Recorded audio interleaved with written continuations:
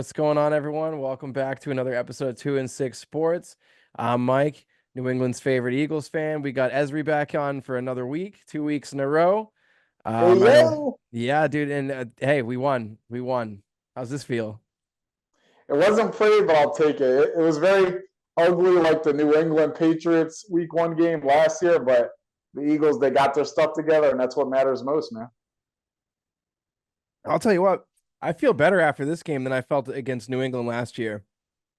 I feel a lot I better agree after with this. you. Yeah, that New England Patriots. Oh, sorry. No, you're good. I'm recovering from that shot, so you can actually, you should have the floor. You can continue real quick before I start. Well, yeah, it was just the basic general thought behind that is that the Patriots last year, we knew they were going to suck. We knew they weren't going to be good, and we struggled against them. I mean, we knew it wasn't going to be a blowout probably against New England last year. Anyone who knows New England knows even when they're terrible, they still have a decent defense. And playing them in New England's, it's usually a little bit difficult. But this year, Green Bay is a Super Bowl contender, in my opinion, at least. I think Green Bay is a Super Bowl contender, and we had to go to Brazil on a shitty field and play them. I feel a lot That better field, than I did last year. that field was inexcusable. The fact that I thought the game was in Brazil, Mike, not Arizona. Like it was giving me Super Bowl flashbacks. Like that field was horrible. Right? It was terrible. It's crazy that they were even allowed to play there. I'm Like, surprised nobody got injured on it. yeah, that's how Achilles happen. That's how ACL shits happen, don't they?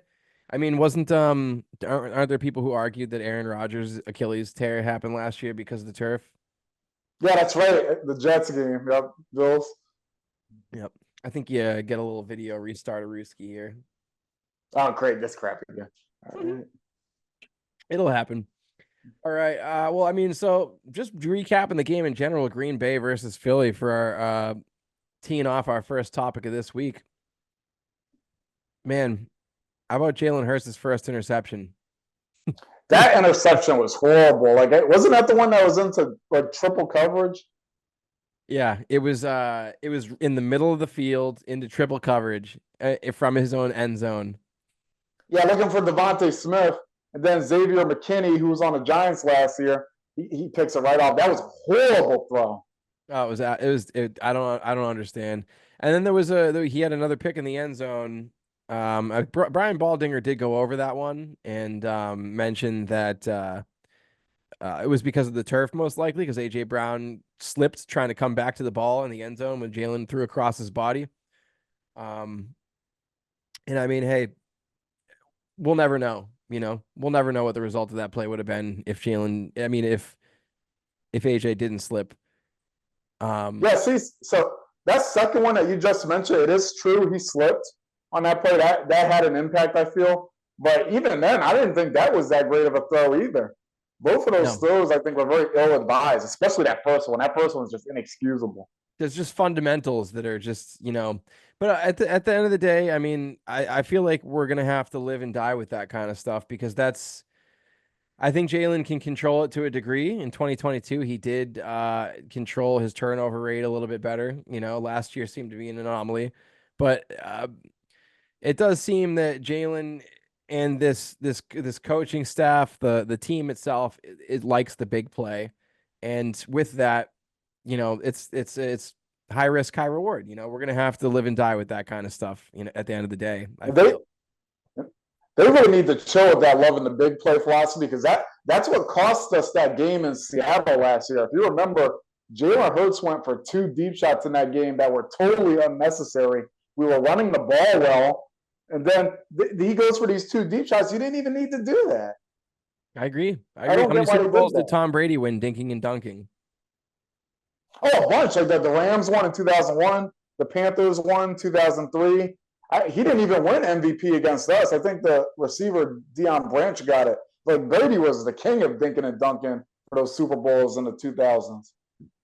Yeah, excuse me. I mean, it seems to be it's always been an Eagle thing as long as I can remember. When Andy Reid was here, we were always a pass first team. We started the pass happy offense before it became the trend in the NFL. The Eagles were one of the That's right. first teams to start doing that with Andy Reid.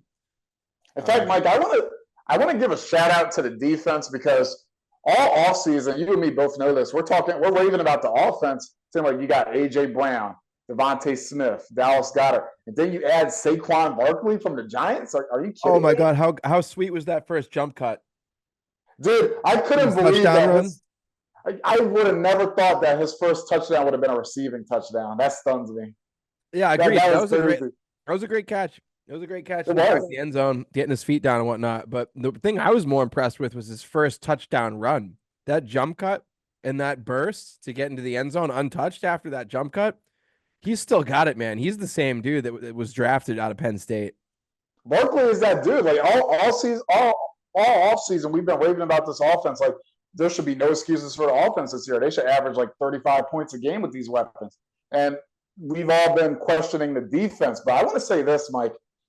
The way this offense played in the first quarter, like we should be thanking the defense because Mhm. we turned over the ball twice inside our own 20-yard line, I believe. And the defense was sturdy enough to only allow 2 field goals. Yep. That game could have gotten out of hand very fast. Huge That stops. game should have been 14-0.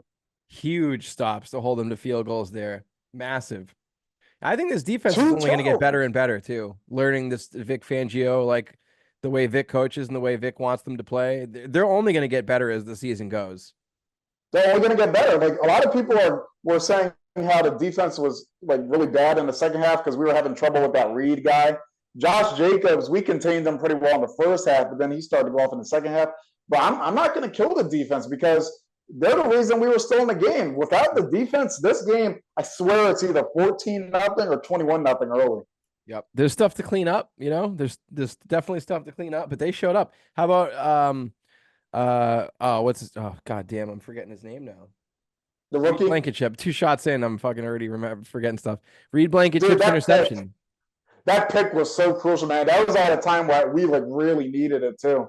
Was that after the missed field goal? Oh my, I don't remember. I remember it came at a big time. I don't remember We, when it happened exactly, but it was a big interception, and it was we not an needed easy that. interception. Now, and if you remember, it's funny because he intercepted Aaron Rodgers 2 years ago at the link on Sunday night. I was at that game. Like here he comes up again with another big interception against the He's, Packers. he's going to be our best safety this year. He'll be our Dude, best I safety this love year. him. I Yeah. think so too, man. And can we talk about that man, Zach Bond? Oh, Oh my savage, God. savage. And who expected this? Nobody expect. I thought our linebackers were going to be Devin White and I don't know, someone else. To think that N'Kobe Dean's over here blowing up screen plays, almost getting pick sixes, getting in great position, run fitting really well. Zach Bond being all over the place. Dude, Zach Bond, like, yeah, like it's really nice to see these linebackers showing up because everyone thought that was going to be the weak point, right? Yeah, historically, the linebacker position has always been a point of struggle for the Eagles. Like they never really seemed to line to value linebackers. You have to go back to 1979 when the Eagles last drafted a linebacker in the first round. I'm serious about that. Dead serious. And like you said, like we were going in expecting like Devin White and that other guy. Devin White didn't play in this game, I think, because with an No, injury. he didn't. And Yeah. Zach Vaughn, he played pretty admirably, I'd say.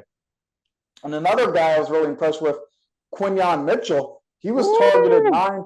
He was targeted 9 times. The rookie, he gave up 4 catches and like 60 something yards. For a rookie in his first game, that's a pretty decent performance.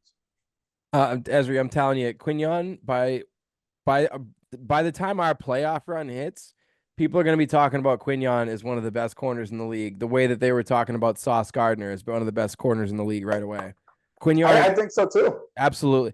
He's so athletic. You see it jump. He jumps off the screen. He like you notice right away how athletic Quinion is. You don't even need to know that's him. You just say, "Wow, who is that guy?" He is flying around. And it's him, Zach Bond. This Eagles team has such a different feel about it than last year. There's such an energy about this team. And think about it, it's not even coming like when we think about like the teams today, if you could do the video, sorry. But if you think about our teams the team today, and you say who's like the Eagles energy guy, you know, like who's going to be like the most physical, like probably CJ, right? That's going to be most Eagles fans' answer is like CJ is going to be bringing the energy, the tenacity. It's so nice to see that energy from other guys too. Like maybe it's like they're feeding off of CJ, but like to have other players coming with that type of attitude, like Quignon's talking trash too. And Zach Bond's I watched a film breakdown of Zach Bond run fitting and taking on blocks. The guy is using leverage and getting low and exploding into offensive linemen. He's welcoming it. Whereas I did see some video of Devin White in the preseason not doing that. He's just absorbing contact and not exploding through it. And I think that's the stuff that they were seeing in the training camp and seeing in practice. Why we've been hearing Zach Bond's name since day one. Since Vic Fangio got on the microphone since day one, he's been talking about Zach Bond. And none of us believed him. I believe Nope. him I don't now. know why. For some reason, like it's not letting me restart my video. I don't know what's going on there. But yeah, Zach Bond, I was so. Besides Saquon Barkley, you could say that he was the player of the game. Yeah, no worries, dude. We can just continue and you could try it in a couple of minutes. Yeah, I don't know what the heck. See, this sucks. I wish I could use my computer. My phone is being all stupid. But yeah, Zach Bond, him and Saquon Barkley were the players of the game. And Devon, let's talk about the Kobe Dean, because you mentioned the pick six that he dropped. Like I gotta say, he's got to catch that. That was an easy Uh-huh. 6 points. There was nothing but green in front of him. He's But got little teeny short arms. besides that though, he was blowing up plays all over. If you watch the film, the fucking 22 angle of the defense where Kobe Dean blew up that screenplay, he read it right from the fucking start. He read it right away. It was really impressive. That's the Nakobe that we drafted that we all wanted. Like Yes. I am I don't want my I don't want to seem like I'm too optimistic yet because it is very, very early and there are a lot of things to clean up. But there are so many bright points about this team. There's so much potential. We're one of the youngest teams in the league. And a few years ago, we were one of the oldest too. This Listen, transition, this like youth movement has been Howie incredible. and Howie, I trust. I trust this guy, man. I trust Howie 100%. I'm sure Whatever the he's sport. doing, give the man 2 years to see the guy's plan. Yes, some years we're fielding a team where it's just yeah, we have some glaring holes. This man has proven if you give him at least 2 years, he's gonna field a competitive team every 2 years. Like he'll and for that's a restart. We've been able to restart after Carson Wentz and get back to a Super Bowl. How long was that? How quick was that? Within 2 years, because that season that you're mentioning was 2020. We were We 4-11-1. we two dismantled the years team. This later, is a totally new team. This is a 2 years totally new later, team. they go to the Super Bowl and they narrowly come up short because James Bradbury gets called for holding on 3rd and 8. Mm-hmm.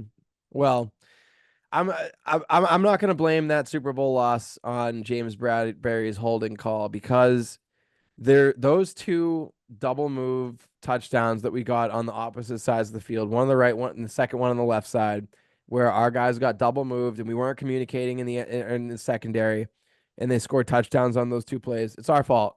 It's our fault. Oh, I agree with you. You know. Like when I bring that up, I'm not saying that's what cost us the game, like as a whole, like that specific play in particular. I bring it up because I'm angry that they waited until the final 1 minute, like 38 seconds left to make that call, and they weren't calling flags the whole game. Like Devontae Smith got held by that McDuffie dude the exact same way, and they didn't call it.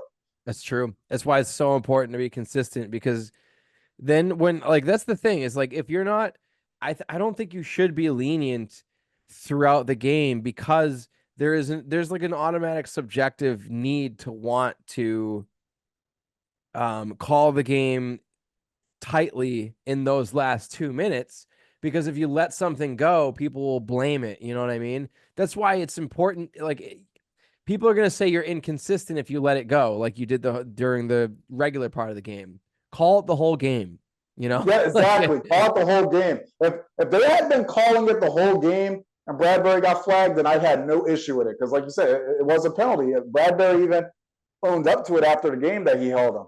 And my thing is just to call it the whole game, call it evenly. If you're going to call it on Bradbury in that moment, then you should have called it on that McDuffie dude when he did the exact same thing to Devontae Smith. I'll drink to that, Ezri. I'll drink to that, my friend. Now let's Yeah, talk about the offense too, Mike. yeah, I was gonna say, so the offense, man, Kellen Moore in his use of motion is this is exactly what we needed. This is what Jalen needed at during this portion of his career. And think about this. So that first down run by Jalen when he had At the two end, guys on him and he plowed through them for an extra what they made contact with him a good 4 yards before the first down marker, right? I It was was just about to say, I think he legit got like 6 extra yards pushing after that run. That was near the end of yes, the game. That was the fourth quarter. one of the best QB runs I've ever seen. Yes, it wasn't one of those TD runs where they go for like 70 yards, but the power that he used, like that's one of the best QB runs I've ever seen. I agree, and it really made me feel good because if you remember, through 3 quarters of this game, Mike, Jalen could not get anything going with his legs. Like the Packers, when we played the Packers 2 years ago, it was on Sunday night. I'll never forget it. Jalen Hurts had over 100 yards rushing in just the first quarter alone. And I think that gave the Green Bay Packers some post-traumatic stress disorder because for 3 quarters of this game, they would not let Jalen run the ball. They remembered how he trampled them last time 2 years ago. 3 quarters, he could not get anything moving. It wasn't until that run that we just talked about where he gets 6 extra yards pushing at the end that he really started to get going with his feet. It was something, man. Like you said, that was one of the best runs ever. Not because it wasn't a touchdown like you mentioned, but the impact it had after he wasn't able to get anything going for so long. Huge impact and a huge moment. We needed that. We needed We that did. right there too. It was a big moment in the game. I have no recollection of when it was, but I remember it being important. And dude, how about that touchdown? That 67-yard touchdown to AJ Brown. Oh, so sweet. You know what I did notice though? So this is what I noticed. Not to be negative. I'm not trying to be negative whatsoever. I love AJ Brown. AJ Brown's the best thing to happen to this football team in a long time. But what I did notice on that run is I had memories to back when I was 13 years old. And was I 13? I think I was 13. I don't remember. But the 2004 season when we had TO, how special was TO? Because AJ is a beast and he's a unique player. AJ is a combination of like Anquan Bolden and TO combined. He is like he's more powerful, but the one thing I noticed or I just remembered is just like TO was so lightning fast and smooth, while AJ is like a little bit stronger, a little bit more stiff in the hips. You know what I'm saying? Like, and I don't know why, but like just remember, like as I was watching that long TD run by AJ this last week, it gave me recollections of like, man, as Eagles fans, we need to appreciate that 2004 season that TO had for us because that was one of the best receiving seasons a receiver has ever had. Oh, easy. You could argue that like if TL had stayed here, if he kept playing for the Eagles, you could make an argument that he would have dethroned Harold Carmichael as our greatest receiver. Yeah, absolutely. TO is so naturally gifted. He was so naturally he was like the John Jones of UFC, you know what I mean? Just naturally gifted. Just That first game, I believe they were playing the New York Giants. He scored 3 touchdowns in that game, and that was the first time an Eagle ever scored 3 touchdowns in their debut until Friday night when Saquon Barkley did the same thing 20 years later. oh man. It felt so good seeing Saquon score all those touchdowns, man. Oh, Dude, and the Giants, there is a video, I think, of the Giants general manager, whatever his name, Mara. He is saying, I would lose sleep if Saquon goes to Philadelphia. I I was remember seeing that. that Yeah, clip yeah. all over after this game. All right. Oh man, it made me feel good. All right. Any closing thoughts on the Green Bay and Philadelphia game before we move on to the Patriots? Well, first I want to say, last day I want to say prayers going out to Jordan Love because he did suffer an injury at the end of this game, and I believe they said the timetable was 3 to 5 or 6 weeks that he'll be out. So hopefully a speedy recovery to him because you never want to see that happen. That guy, especially at the end of a game like that, it was very unfortunate. And I know Jalen Carter didn't mean to injure him. He's been getting all these messages, like hateful messages from these clowns. But just a shout out to Jordan Love that we're thinking about him. Yep. I'll second those thoughts. Yeah, I messaged you or commented on something that you posted or when it happened. The Packers were, like I said, were Super Bowl contenders. So if we're gonna get to the Super Bowl, I want to earn it. You know what I mean? I don't want to have to play a bunch of backups and all these stars be out and whatnot. Like I want to play the best of the best, and I want to beat them. And we did. We beat Jordan Love this last week, but I hope he can come back quick enough for a Packers playoff runs. That way, the Packers have a fair shot. That's right, like you said, because they're a Super Bowl contender. I believe that. Agreed. All right, on to the New England Patriots. These poor sons of bitches have had to endure hell since Tom Brady left. And they finally get a week 1 win. This is great. Look at they beat the Cincinnati Bengals. Joe Burrow and the Cincinnati Bengals. What do you think about that? Single most surprising outcome of the entire weekend. Like that game stunned me. Nobody, and I mean nobody, had the Patriots winning this game. I have a Patriots fan, one of my friends. She even was prepared for a blowout. She was actually there at the game. I know that the Bengals, they didn't have T Higgins in this game. I know that Joe Mixon is gone, but I expected better from them. You cannot drop that game at home. This game was in Cincinnati in front of your home crowd to a team projected to be one of the worst in the league, a team with a new head coach, a team with Jacoby Brissett as starter. Like I could not believe that. Yeah, they still got Jamar Chase. A lot of people say Jamar Chase is the best receiver in the league. It's between him and Justin Jefferson, right? That's You right. get Those the are the best two receiver in top the picks. league. Come on, you know. And I don't even think they scored in the first half, Mike. That game, the first half, they were legit shut out. It was 13-0 before they finally got on the board. I think they had a touchdown called back with that Mike Gesicki guy, and he actually played for the Patriots last year. But the Bengals offense was so sluggish. What I would like to know is, did people crown Joe Burrow too quickly? Like he got to a Super Bowl, sure. Did people crown him too quickly though? Because it's 1 year. How good has he been since then? He's gotten hurt. He hasn't looked good this week. I don't know, man. People will say Joe Burrow is they'll when people talk about the best quarterbacks in the league, they'll put Joe Burrow number 2. A lot of people do I, that. I don't think he's better than Josh Allen. I'll tell you what. I don't think he's better than Jalen Hurts. I don't think Joe Burrow is better than Jalen Hurts. I agree with you there. This is a very controversial take by us, but I would take Jalen Hurts over Joe Burrow. I would. So if you're in an NFL locker room, who do you want to follow? You want to follow Joe Burrow or do you want to follow Jalen Hurts? Who'd you feel more confident in going into battle behind? Jalen Hurts. Jalen Hurts as a leader, I don't think it's even close. It's not even close. It's not even close. It's not even close. I honestly, and I think by the end of the year, this is going to be Jalen Hurts' first MVP season. And by the end of the year, people are going to talk about Jalen Hurts like they did talk about Joe Burrow before this year. And people are going to talk about Joe Burrow by the end of this year, the same way that they were talking about Jalen last year, and that they're going to start doubting him, I think. That's right. If Jalen Hurts didn't get injured in Chicago that year, if he didn't miss those 2 games, I think he would have won MVP that season. I do. Absolutely. Jalen Hurts is coming off 2 seasons where he would have won MVP if shit didn't fucking collapse around him. That's right. The 2022, he got injured in Chicago. 2023, after he runs in that touchdown after a wild game against the Buffalo Bills, he's the MVP front runner. Then everything fell apart with the 49ers game. I would 100%. There's no doubt in my mind that Jalen Hurts is going to be within the top 2 running for MVP this year. Absolutely. I agree.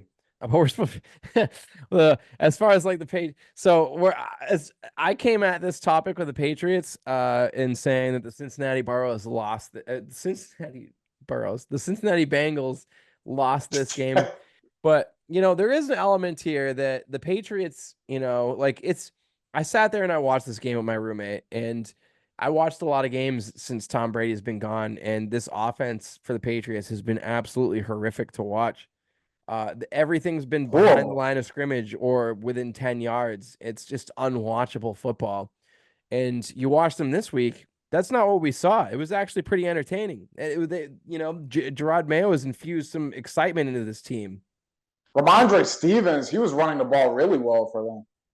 I mean, he's been pretty consistent even when they've been absolutely dog shit. Ramondre Stevens, whatever the fuck, he's been consistently a really good running back since he's been on this team, on the Patriot team.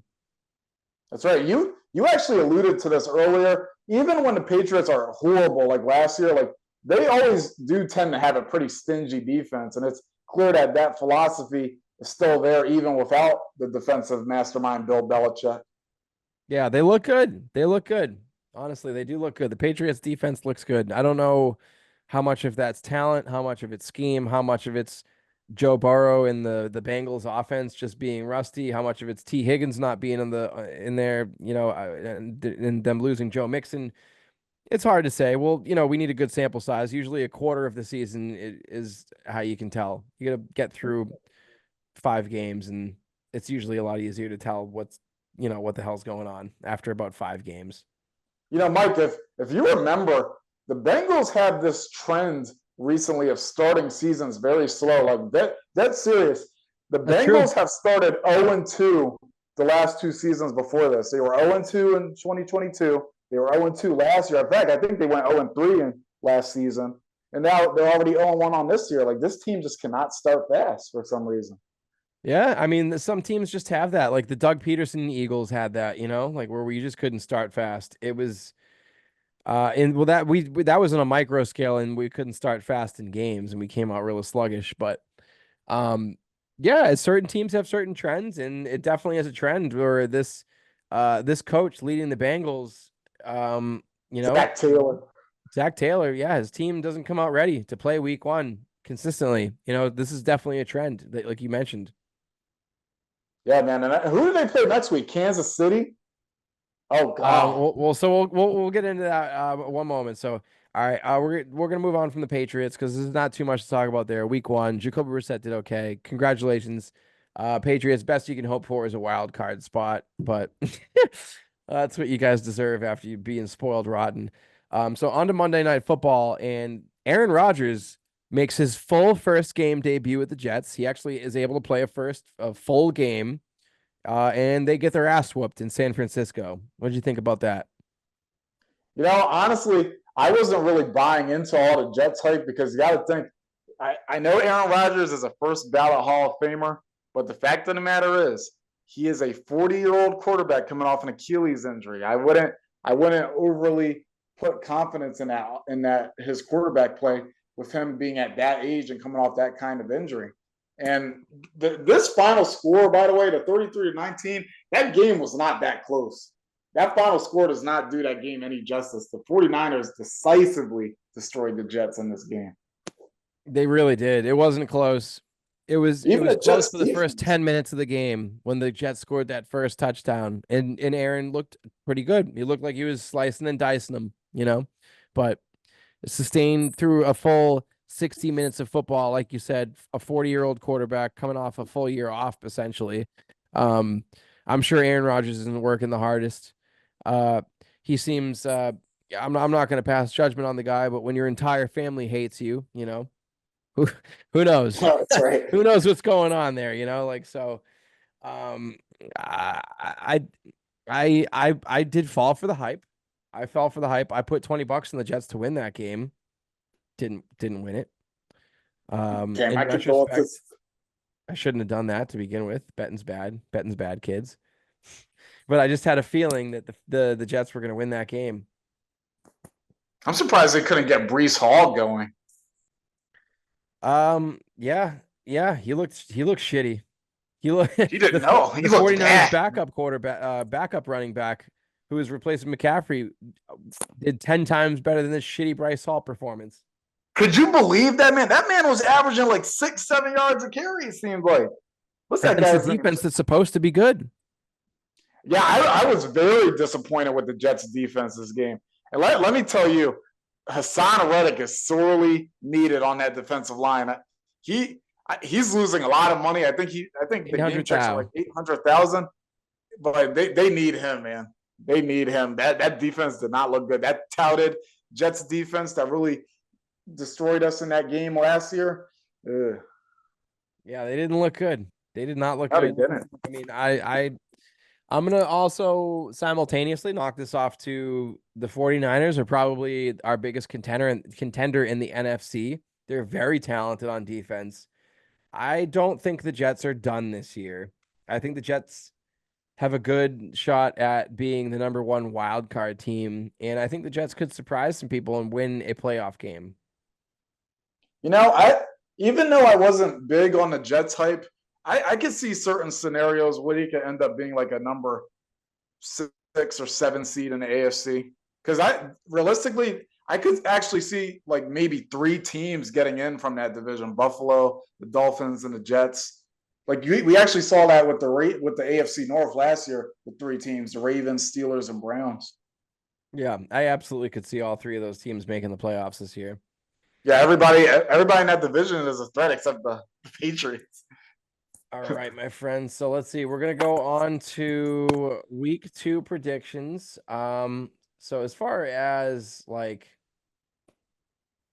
Brock Purdy and the 49ers go, I'm not gonna take too much from that game. I still think Brock Purdy, when he faces a solid defense, like Sauce Gardner was out for the rest of that game. He got the wind knocked out of him. I don't think Brock Purdy's that fucking good. I still think he's overrated. I don't think the 49ers are going to win the Super Bowl. I think the Eagles are going to make it to the Super Bowl. I think the Lions beat the 49ers in the playoffs, and the Eagles beat the Lions to get to the Super Bowl. But good week 1 win. Congratulations, San Francisco. You got a week 1 win against a 40-year-old quarterback coming off an Achilles injury. Yeah, they took care of their business, but it's I wouldn't be puffing my chest about beating Aaron Rodgers coming off an Achilles injury with all that time missed last year in his first game back. Okay, you took care of business. You got the W. I'm not going to hate on it, but Yeah. I don't fear San Francisco. Like you said, I agree with you. I think the Lions are going to be a bigger threat than the San Francisco 49ers. Yep. I think it comes down to those 3 teams: 49ers, Eagles, Lions. Some people might want to throw the Cowboys in there, not me. All right, let's see. So week 2 NFL predictions.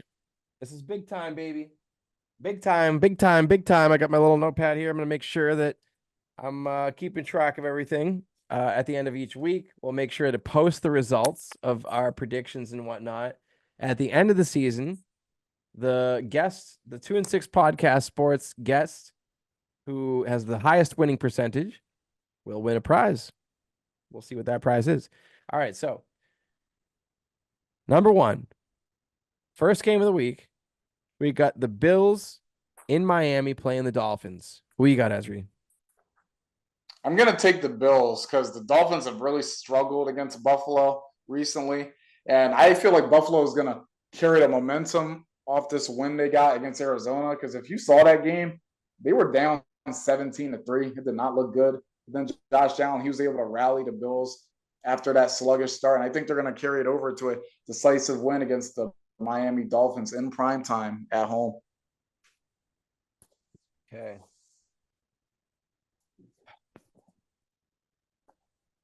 I agree. Everything you said.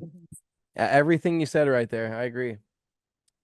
Dolphins had a nice comeback too, but they did. Buffalo, the Dolphins just can't seem to beat the Bills. I think they're like something like 1-7 against Buffalo this decade. I think the Dolphins are scheme, the Bills are talent. And I think the Bills have a better quarterback who doesn't need to have throws schemed open and whatnot. And Josh Allen will that team to victory, I believe. Tua, Great. I think he's really good. I think Tua is really good. I think Josh Allen's great.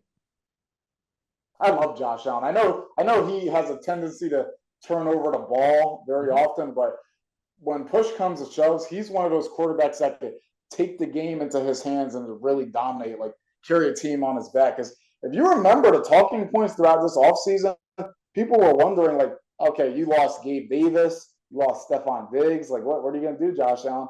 And he didn't seem like he struggled that much without them.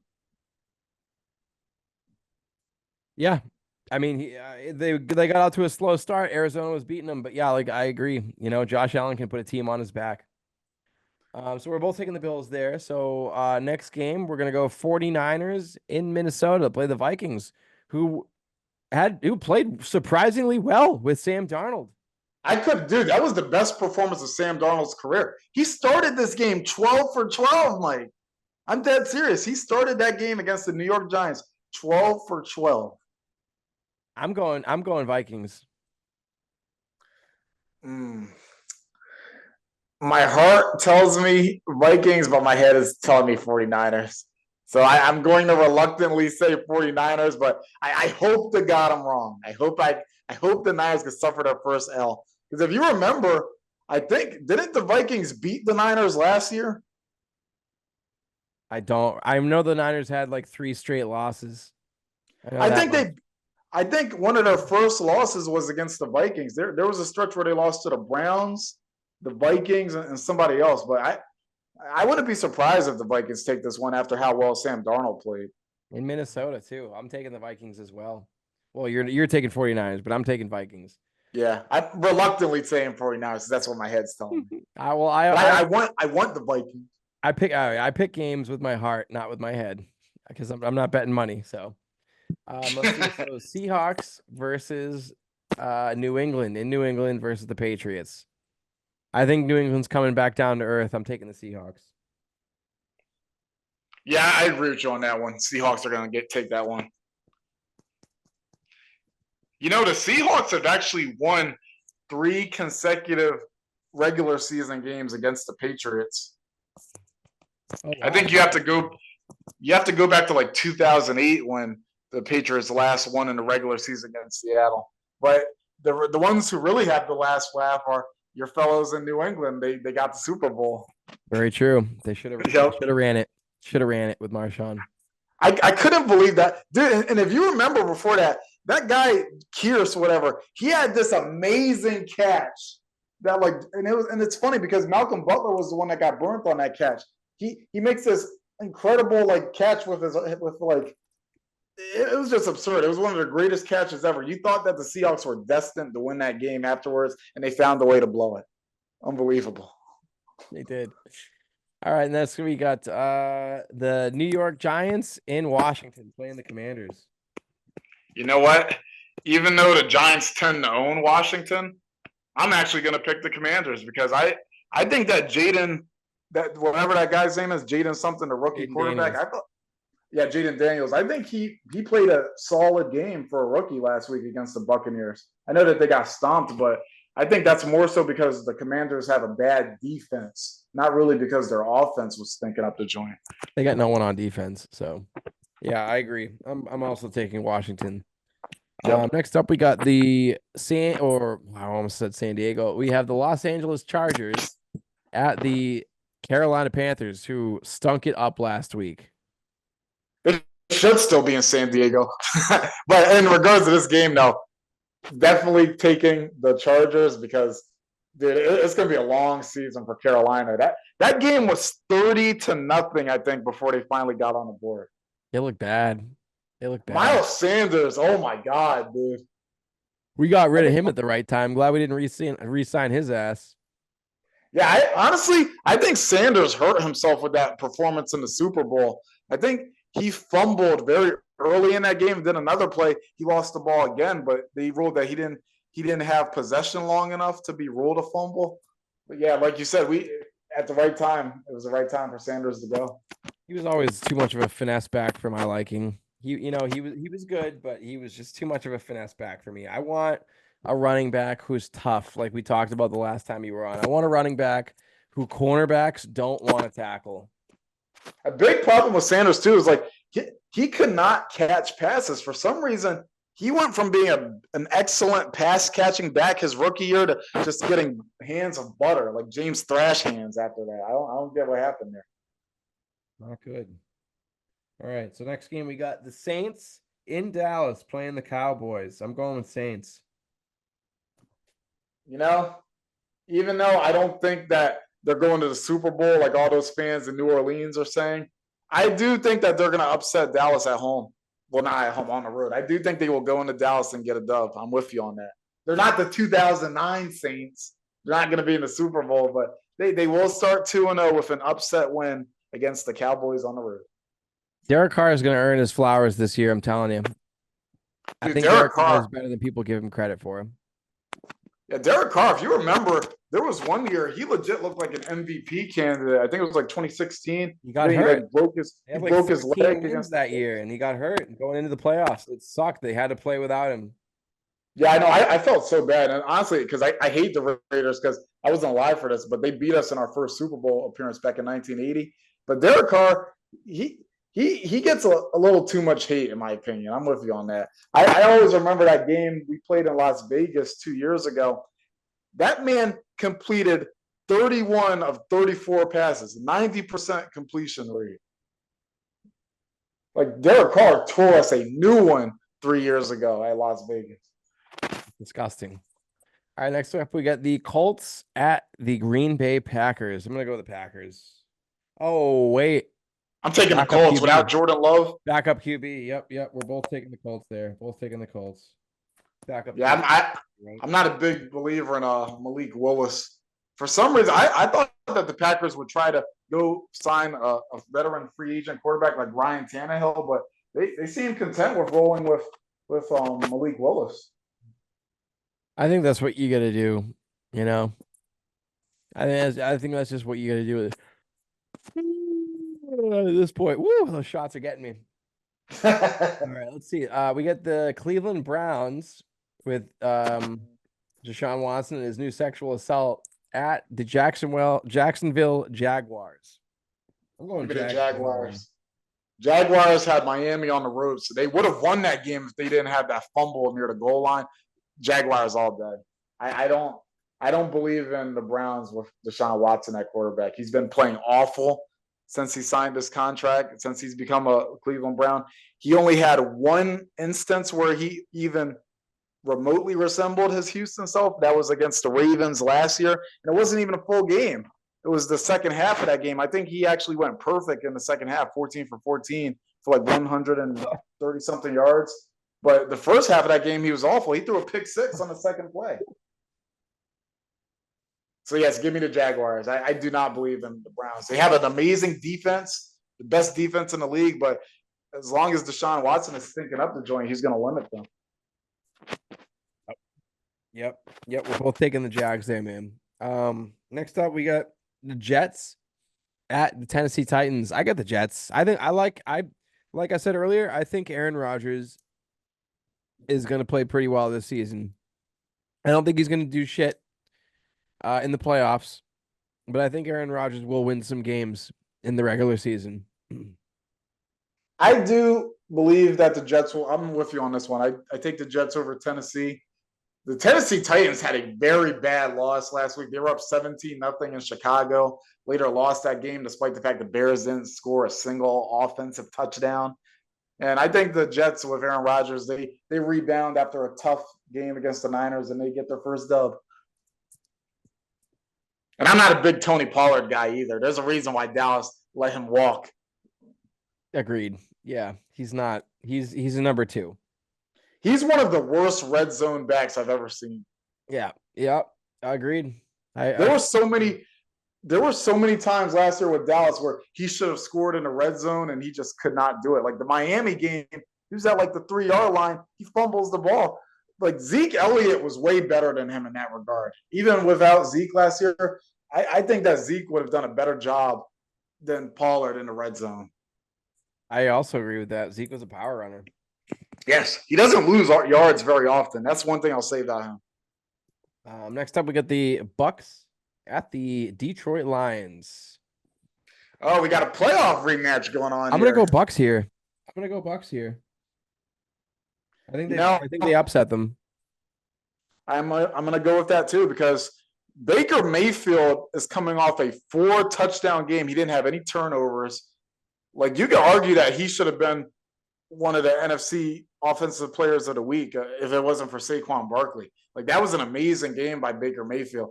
And meanwhile, the Lions they did get the win against Matthew Stafford and the Rams, but it was a very tight one. It went to overtime. And I have more faith in the Buccaneers right now after that game last week where they thoroughly dominated Washington. I agree. If I was a betting man, I would place my money on the Buccaneers this week. Next up, we get the Raiders in Baltimore playing the Ravens. To me, that's an easy one. I think the Ravens are going to kick Ravens. the Raiders' ass. Yeah, dude, the Raiders, they're going to be 0-2. They got shellacked by the Chargers last week. Jim Harbaugh's debut for that team. And it's just, did Gardner Minshew start that game last week? I actually didn't see many highlights from that one. I don't know. I couldn't tell you, to be honest. All right, I'm assuming that Gardner Minshew is going to start this game. So the Raiders, they have a situation where Devontae Adams, he obviously doesn't want to be there anymore. He was really angry last season. I think it was against Detroit. Jimmy Garoppolo overthrows him, and he's like losing it on the sidelines. The Raiders, I'm not really buying them. Excuse me. No, the Antonio Pierce experiment has failed. On to the Rams in Arizona to play the surprise performing Cardinals. I'm gonna go Cardinals here over the Rams. I'm going to take the Rams actually because the Rams have played very well in Arizona. I think they've won I think 6 straight games there. And the Cardinals, I will agree with you on that. They are a big surprise. I didn't expect them to take Buffalo to the wire the way they did. But the Rams coming off this loss to the Lions in Detroit, very narrow loss in overtime. I think that they right the ship and they get the win on the road in Arizona, a place where they tend to play very well. I like it. Next up, this seems like a softball, right? After last week's performance, the Cincinnati Bengals going to Kansas City to play the Chiefs. I'm going to take the Oh, Chiefs for obvious reasons.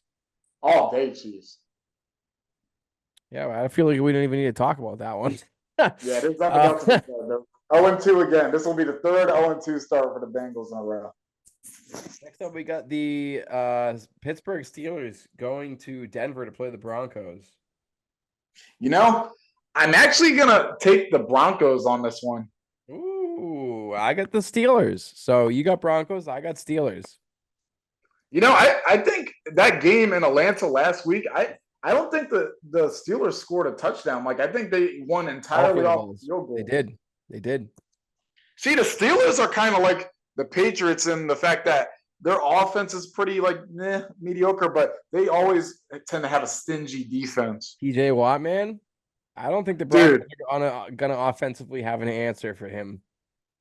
He's gonna be an issue for sure. For some reason, I feel like this is gonna be that game that the Broncos have no business winning, that they're just gonna randomly win. Could be. I'm gonna take the Steelers though. You got the Broncos. And you just mentioned TJ Watt, by the way, real quick. Yeah. A couple of his plays got called back. The stat sheet doesn't even say his dominance fully and how it really was, because you had several plays he made that got called back by Steeler penalties. Yep. I remember seeing him pissed on the sideline in the highlights. Yeah. I get angry. I don't want that. Get that guy angry. It's because a fumble recovery got negated. Yep. Yeah, it was a big play too. It was a big moment. Yes. Next up, we got the Chicago Bears going to Houston to play the Texans. Another softball. I'm thinking the Texans. I get the Bears had a nice comeback last week against the Titans. They were down 17-0. Caleb Williams didn't look that great. And I think that it's going to be a rough growing pains game for the rookie, because the Texans, you saw them take care of business against the Colts. Nico Collins, Joe Mixon did their thing. CJ Stroud is continuing that momentum he had off of a spectacular rookie season. Give me the Texans. And then last but not least, we'll go on to our last topic, because we can go a little bit more in depth with this for a few minutes, is we got our Monday Night Football game. The Atlanta Falcons coming to Philadelphia to play our official first home game of the season opener in Philly at the Link. Atlanta Falcons at the Philadelphia Eagles. So I'm gonna give my prediction off the rip. I'm gonna say Eagles win this game. Because Kirk Cousins is rusty, coming off Achilles injury that he just suffered in October of last year, so it hasn't even been a full year. Yep. And this Eagles interior with Jalen Carter and Jordan Davis and Milton Williams, I think they're going to be ferocious. I think they're not going to let they're not going to let Kirk Cousins get into a rhythm, regardless of whether or not they're delivering consistent pressure. I think they get to him early, and that affects him because I don't think Kirk Cousins is ready yet to be playing NFL speed football. I think the defense comes out swarming. I think we get 2 interceptions. I'm gonna say it. I think we get 2 picks. I think Quinion gets his first pick, and I think Reed Blankenship gets a second interception of the season. I think the Eagles win this game pretty easily. I'm gonna say 34-17. I'm with you. The Eagles will take this game at Lincoln Financial Field. And I want to point out something real quick. A fun fact. This will be the 3rd season in a row in which we play Kirk Cousins week 2 at home.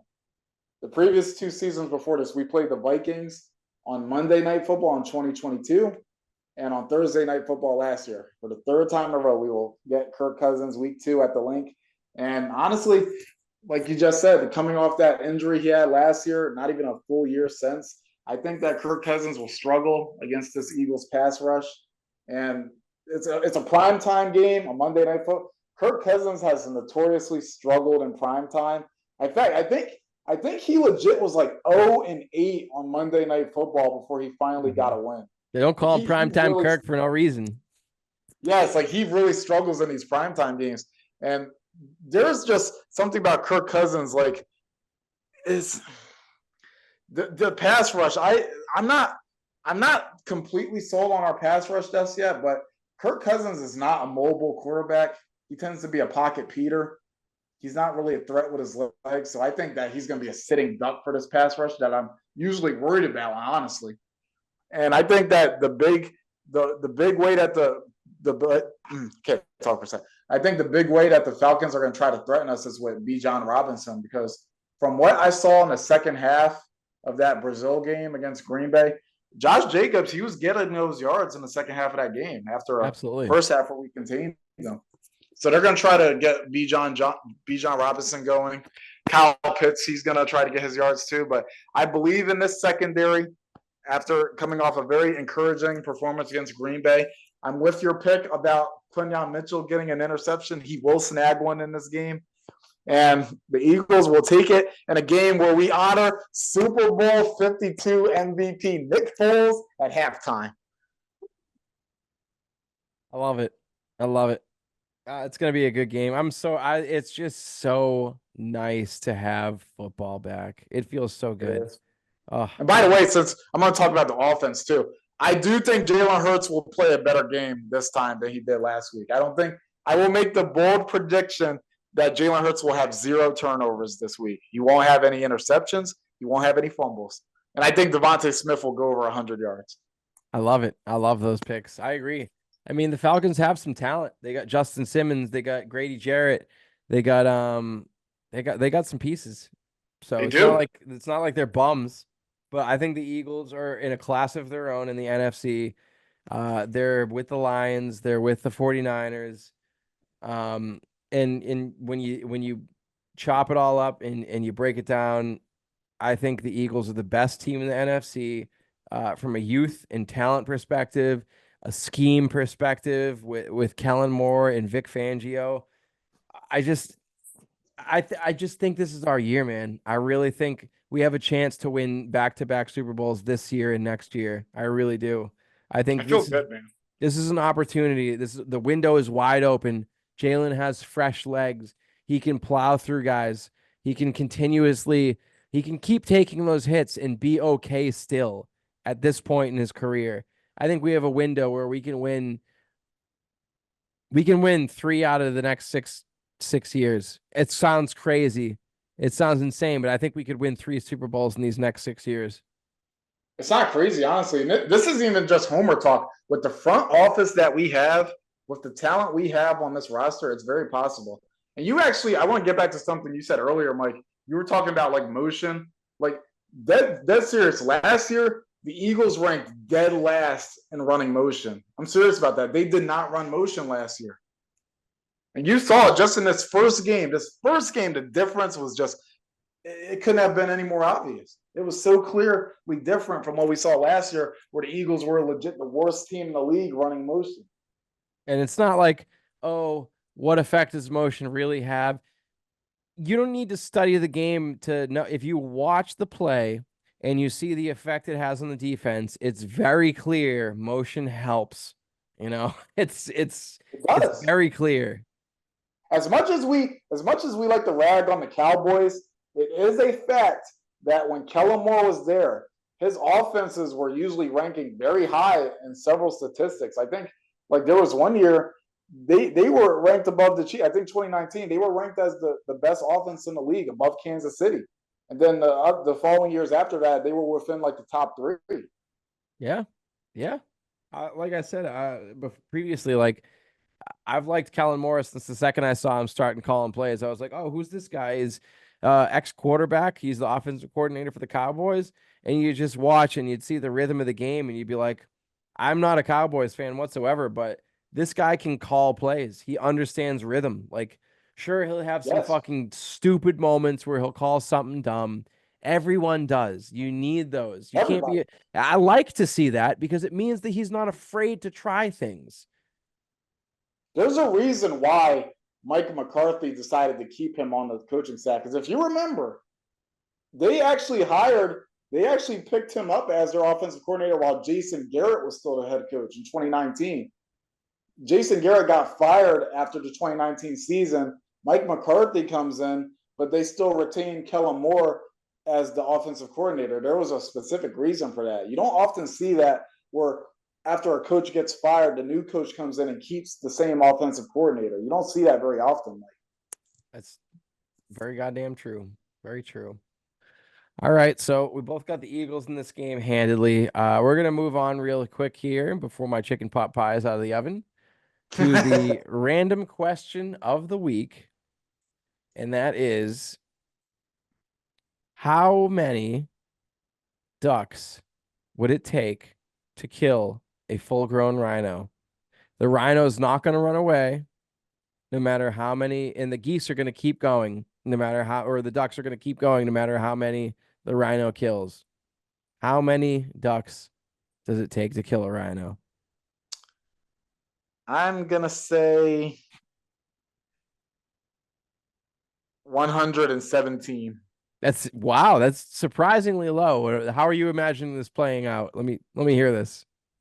Basically, I kind of had the rhino just walking around in a savannah like area, like looking at for a place to drink some water. Then the ducks be like, "Yo, where's our money?" Because the rhino he didn't pay them back for the Gatorade he bought last week. And then he's like, "Hey, man, I can get it to you next week." And then the ducks are, "Nah, homie." And then basically they call all their friends. They start ganging up on the rhino. They jump him. And the rhino, he tries his hardest. He tries valiantly to fight off the herd of these thug-like ducks, but they just keep on coming, and he just can't take 117 ducks, and he goes down. 117. Jesus, sorry, that's my roommate's cat. He's very loud. How many did you 117 have? though. I gotta go at least 2,000 Wow. ducks. What are they gonna do to kill the rhino? Like I'm You know, imagining all trying to peck his eyes out, and then eventually they're successful. you are right because I was kind of thinking of this in like a cartoonish perspective, like thug-like ducks trying to get their money back from a rhino. But in all seriousness, looking at it in like objectively, like a real life standpoint, it probably would be around closer to the amount that you mentioned because, like you said, what are they going to do? Let's ask AI. What do you think about that?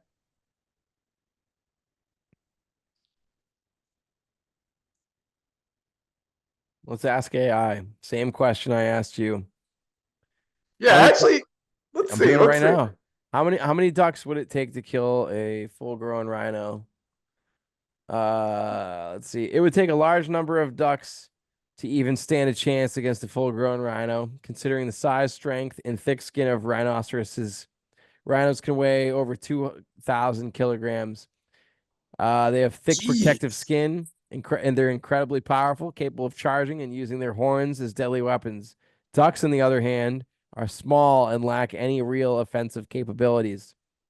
However, if the ducks are highly aggressive, relentless, and numerous enough, they might overwhelm the rhino. This would likely only happen through sheer exhaustion or by pecking at the rhino's more vulnerable spots, like its eyes or underbelly. Yeah, that's another factor too. I forgot about that. Rhinos, they tend to have very thick hides. It's very hard to penetrate them. Oh wait, pause. I gotta say pause on that. Pause, pause. No Diddy, no Diddy on that. Even then, it would likely take thousands of ducks attacking simultaneously to have a chance of bringing down the rhino. Most likely, the rhino would trample or crush many ducks before they could do significant harm. So, in realistic terms, it would be an extremely difficult feat for any number of ducks to kill a rhino. Dude, I love That's how such a funnier answer than I imagined AI giving me. the detail, the amount of detail they put into it was hilarious. It really is. I love how people are like using AI to come up with these like scientific like equations and stuff, and then we're sitting here asking how many ducks it would take to take down a rhino. The answer is Oh just man, so thorough. I love it. I love how thorough the they went so hard on that answer. Like they AI like went sicko mode on that answer. Like that's what's funny about it. Like it did all the calculations and stuff. Like calculating the circumference of the cornbread, I would calculate that. Oh, I would take it. that's how I know you watched Philly 500. Yup, I love Philly 500. Yo. Yeah, Philly 500, dude. That's how I know the calculations of the cornbread. Yeah, he does that whenever King he's Dingbat. impersonating Howie. King Dingbat, right? Yep, King Dingbat. I love Philly 500. All right, Ezri. Well, it was awesome having you on for another week. I gotta go take my chicken pot pie out of the oven in 1 minute, so we're gonna call this quits. I appreciate you for coming on again, my brother. It was very Thanks for good having having me. you. Always Oh, one you're real super informative. You know, like your statistics are incredible. Your photographic memory is nuts. thanks, man. I do want to say one thing before we end this. To all the people watching, I apologize about my camera. It was working when we began this podcast episode, but for some reason it stopped midway through. I was trying to get it back on. It would not cooperate with me. So we're gonna try to get that fixed the next time I show up. Usually I do this from my computer, but my computer is having this engine noise problem, so that's why I was using my phone. So hopefully next time you'll be able to see my face and not this white floaty emoji guy. We'll figure something out for you, man. I'll give you something. Maybe I'll Photoshop a picture of you in there or something like that. So it's actually like we'll see you. You know what I mean? Yeah, that sounds good. All right. So thank you guys, everyone, for tuning in for another episode of 2 and 6 Sports. I'm Mike. This is Ezri. Thank you guys for showing up. Hit the like button, subscribe, and we'll catch you guys next time.